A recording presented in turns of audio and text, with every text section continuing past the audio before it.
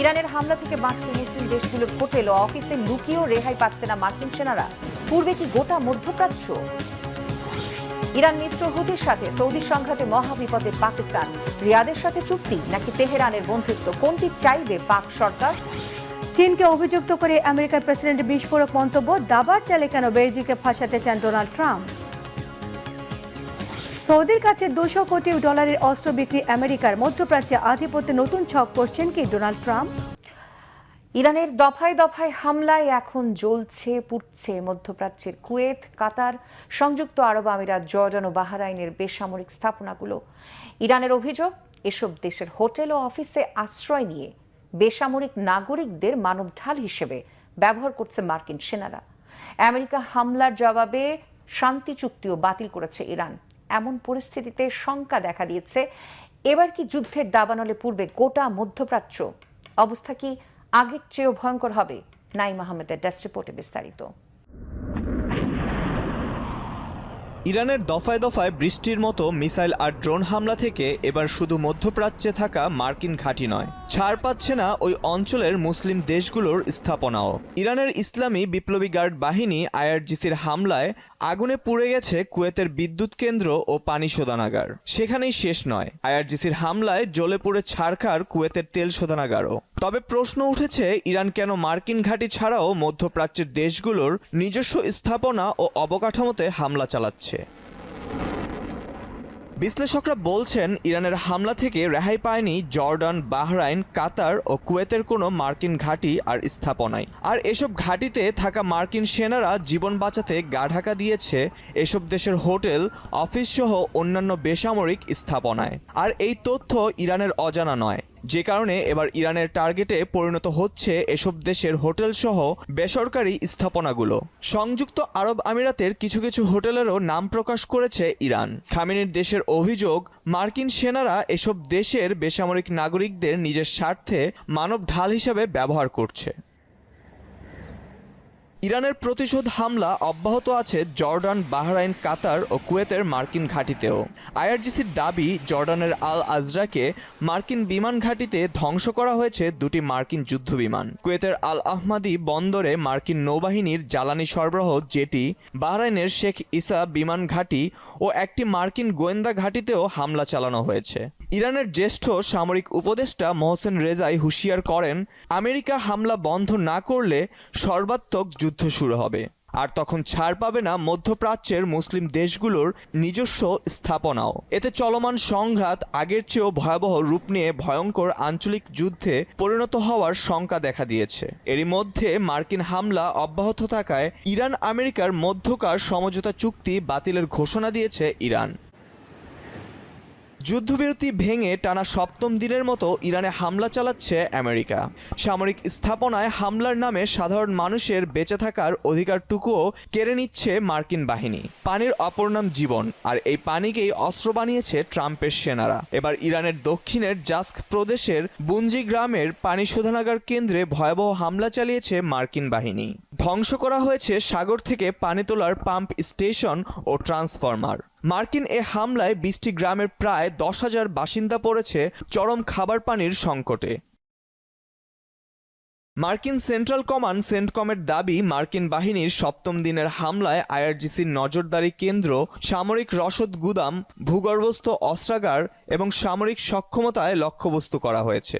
মার্কিন এ হামলায় বিস্ফোরণের খবর পাওয়া গেছে ইরানের দক্ষিণাঞ্চলের বন্দর আব্বাস, জাস্ক, বুশেহর, লোরিস্তান প্রদেশের খুররামবাদ অঞ্চল। তবে আমেরিকান বাহিনী সামরিক লক্ষ্যবস্তুকে হামলা চালানোর কথা বললেও এর বেশিরভাগই ছিল বেসামরিক স্থাপনায়। ইরানি গণমাধ্যমের তথ্য মতে, মার্কিন হামলায় বিদ্যুৎ কেন্দ্র, পানি শোধনাগার, রাস্তা, গুরুত্বপূর্ণ সংযোগ সেতু, রেল ব্যবস্থাকে লক্ষ্য করে চালানো হয়েছে এ হামলা।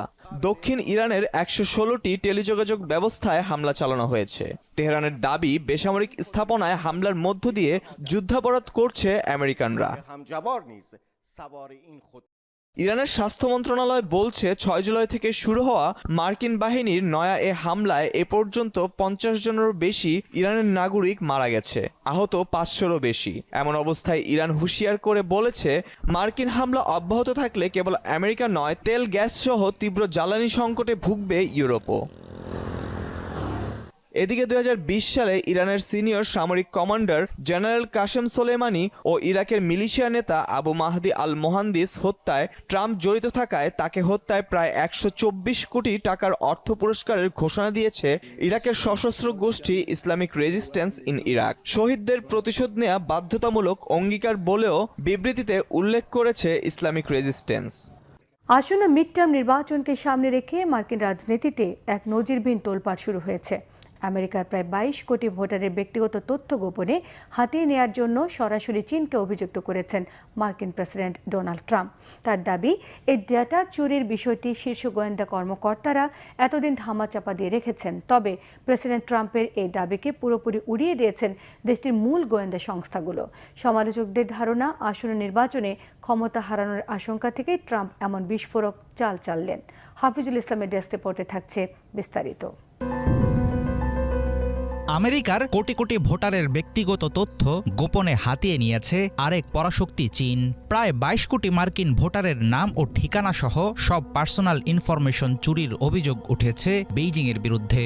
যুক্তরাষ্ট্রের মিড টার্ম নির্বাচনকে সামনে রেখে এমন চাঞ্চল্যকর বোমা ফাটিয়েছেন প্রেসিডেন্ট ডোনাল্ড ট্রাম্প। তার দাবি, আমেরিকার গোয়েন্দা বিভাগের শীর্ষ কর্মকর্তারা জানতেন চীন তাদের দেশের ভেতরে এসব অপকর্ম করছে, কিন্তু তারা ইচ্ছা করেই এই সত্যটি সবার কাছ থেকে লুকিয়ে রেখেছিল। কিছু নথিপত্র প্রকাশের কথা জানিয়ে ট্রাম্প দাবি করেন এসব কাগজপত্রে প্রমাণ রয়েছে তথ্য চুরির প্রজেক্টের জন্য বিশেষ একটি টিমও তৈরি করেছিল চীন। যেসব নথিপত্র আমরা আজ প্রকাশ করছি সেখানে প্রধানত 5টি ভীতিজনক বিষয় রয়েছে। প্রথমত, এই কাগজগুলো প্রমাণ করে যে 2020 সালের নির্বাচন থেকে শুরু করে গত কয়েক বছর ধরে চীন আমাদের দেশের ইতিহাসে সবচেয়ে বড় ডেটা চুরিটি করেছে। চীন অবৈধভাবে আমেরিকার প্রায় 22 কোটি ভোটারের ব্যক্তিগত ফাইল হাতিয়ে নিয়েছে। এর মধ্যে রয়েছে মানুষের নাম, ঠিকানা, ফোন নম্বর, এমনকি কে কোন রাজনৈতিক দলকে পছন্দ করে সেই তথ্যও। ভোটার নিবন্ধনের জন্য এবং ভোটের মাঠে যে কোনো ধরনের অসৎ উদ্দেশ্য হাসিল করার জন্য যা যা তথ্য দরকার তারা ঠিক সেটাই চুরি করেছে। আগামী নভেম্বরে আমেরিকায় অনুষ্ঠিত হবে মধ্যবর্তী নির্বাচন। এই লড়াইয়ে ট্রাম্পের দল রিপাবলিকানদের জন্য ক্ষমতা টিকিয়ে রাখা হবে এক মস্ত বড় চ্যালেঞ্জ। দেশের বড় বড় গোয়েন্দা সংস্থাগুলো ট্রাম্পের দাবিকে পুরোপুরি উড়িয়ে দিয়েছে। এর আগে মার্কিন সরকারি রিপোর্টে পরিষ্কার বলা হয়েছিল গত নির্বাচনে কোনো বিদেশি শক্তি ভোটের ফলাফলে বিন্দুমাত্র কারচুপি বা কোনো রকম কারিগরি পরিবর্তন করতে পারেনি। অথচ ট্রাম্প দাবি করলেন তথ্য চুরির বিষয়ে জেনেও গোপন রেখেছিলেন শীর্ষ কিছু মার্কিন কর্মকর্তা। সবচেয়ে আশঙ্কার কথা কি জানেন? এই মহাগুরুত্বপূর্ণ তথ্যগুলো বছরের পর বছর ধরে আপনাদের কাছ থেকে, মানে মহান আমেরিকার নাগরিকদের কাছ থেকে লুকিয়ে রাখা হয়েছিল, ধামাচাপা দেওয়া হয়েছিল। পুরো ট্র্যাজেডিকে কয়েকগুণ বাড়িয়ে দিয়েছে আমাদের ভেতরেরই কিছু মানুষ। দ্বিতীয় দফার প্রকাশিত নথিপত্র থেকে পরিষ্কার দেখা যাচ্ছে আমাদের নিজেদের গোয়েন্দা সংস্থার কিছু তথাকথিত ডিপ স্টেট কর্মকর্তা, যারা আসলে খুবই পরিচিত কিছু মুখ, তারা চীনের এই মারাত্মক খবরটিকে ধামাচাপা দেওয়ার জন্য এবং এর গুরুত্ব কমিয়ে দেখানোর জন্য সরাসরি কাজ করেছিলেন। $220 million US আমেরিকার প্রচলিত নির্বাচন ব্যবস্থার সুরক্ষাকে চরমভাবে ব্যর্থ বলে নিজ দেশের উপর ক্ষোভ উগরে দিয়েছেন মার্কিন প্রেসিডেন্ট ডোনাল্ড ট্রাম্প। অন্যদিকে তার দেশের বড় বড় গোয়েন্দা সংস্থাগুলোর পরিষ্কার কথা, গত নির্বাচনে ভোটের হিসাবে চীন কোনো কারচুপি করতে পারেনি। অনেক সমালোচকের ধারণা, আসন্ন মিড টার্ম ইলেকশনে পার্লামেন্টের নিয়ন্ত্রণ হারানোর প্রবল আশঙ্কার মুখেই এসব নতুন গল্প ফেলেছেন ট্রাম্প। মার্কিন প্রেসিডেন্টের একচেটিয়া অভিযোগের জবাবে চীন কী পদক্ষেপ নেয় সেটা এখন দেখার বিষয়। I have a plan. যুক্তরাজ্যের লেবার পার্টির নতুন নেতা নির্বাচিত হওয়ার পর প্রথম ভাষণে এমন বক্তব্যই দেন অ্যান্ডি বার্নহাম। শুক্রবার দেয়া ওই ভাষণে দলকে ঐক্যবদ্ধ করা, জনগণের মধ্যে আশা সঞ্চার এবং স্বতন্ত্র লেবার রাজনীতি প্রতিষ্ঠার অঙ্গীকার করেন। সবকিছু ঠিক থাকলে চলতি সপ্তাহে যুক্তরাজ্যের প্রধানমন্ত্রীর দায়িত্ব নেবেন অ্যান্ডি বার্নহাম। তবে বার্নহামের সরকার পরিচালনার সুনির্দিষ্ট পরিকল্পনা নিয়ে নানা প্রশ্ন তৈরি হয়েছে। গত 10 বছরে যুক্তরাজ্যে 6 জন প্রধানমন্ত্রী পদত্যাগ করতে বাধ্য হয়েছেন। অ্যান্ডি বার্নহাম কি সব সংকট কাটিয়ে উঠতে পারবেন? শহীদ আরাফাতের ডেস্ক রিপোর্ট। শুক্রবার আনুষ্ঠানিকভাবে লেবার পার্টির নেতা নির্বাচিত হওয়ার পর যুক্তরাজ্যের নতুন প্রধানমন্ত্রী হওয়ার পথে আর কোনো বাধা নেই অ্যান্ডি বার্নহামের। যুক্তরাজ্যের একাধিক সংবাদ মাধ্যমের তথ্য অনুযায়ী আগামী সোমবার বর্তমান প্রধানমন্ত্রী কিয়ার স্টারমার রাজা তৃতীয় চার্লসের কাছে পদত্যাগপত্র জমা দেবেন। এরপর অ্যান্ডি বার্নহামকে সরকার গঠনের আমন্ত্রণ জানাবেন রাজা। বার্নহাম সেই আমন্ত্রণ গ্রহণ করে যুক্তরাজ্যের প্রধানমন্ত্রী হিসেবে দায়িত্ব নেবেন। সাধারণ জনমনের প্রশ্ন, প্রধানমন্ত্রী দায়িত্ব নেওয়ার পর যুক্তরাজ্যের অর্থনৈতিক এবং রাজনৈতিক সংকট কাটিয়ে উঠতে পারবেন কি তিনি? কেননা গত 10 বছরে দেশটিতে 6 জন প্রধানমন্ত্রী পদত্যাগ করতে বাধ্য হয়েছেন। Leader of the Labour Party is Andy Burnham.